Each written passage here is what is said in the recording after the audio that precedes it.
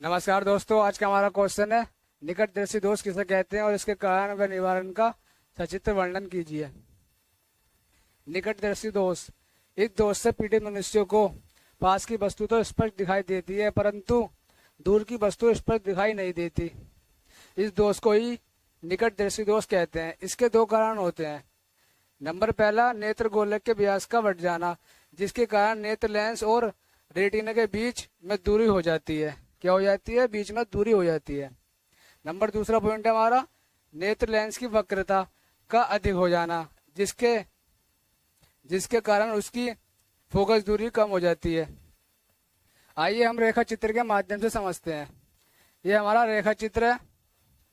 Number पहला point क्या था हमारा? नेत्र गोलक के व्यास का बढ़ जाना, जिसके कारण नेत्र लेंस और रेटिना के बीच में दूरी हो जाती है।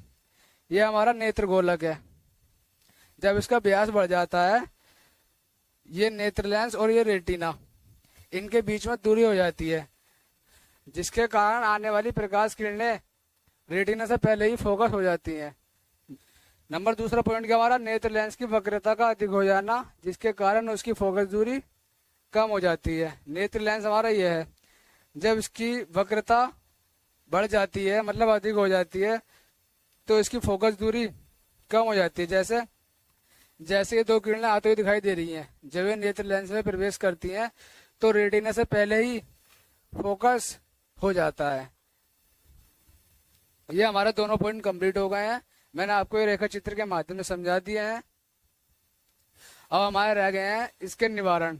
आप इसे नोट कीजिए। ये हमारा निवारण है।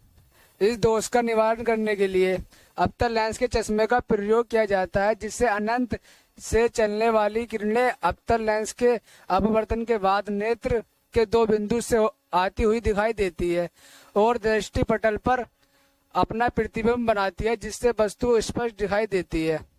यह हमारा रेखा चित्र है। हम इस रेखा चित्र के माध्यम से समझेंगे।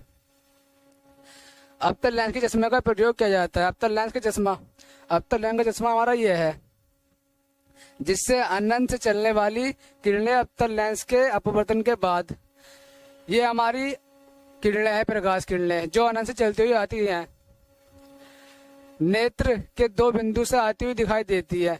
ये हमारा नेत्र है, ये हमारा नेत्र लेंस है। इससे हमारी दो बिंदु आते हुए दिखाई देती है। किसके बाद?